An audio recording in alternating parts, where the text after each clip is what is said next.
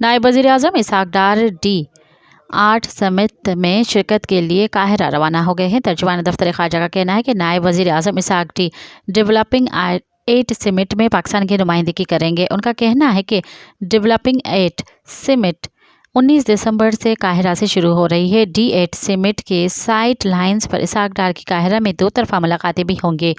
तर्जुमान के मुताबिक इसहाक डार बाकू में एशिया में एतमाद साजी इक़दामात पर इजलास में भी शिरकत करेंगे। वाज़ेह रहे कि D8 में बांग्लादेश, मिस्र, Indonesia, Iran, Malaysia, Nigeria, Pakistan और तुर्की शामिल हैं।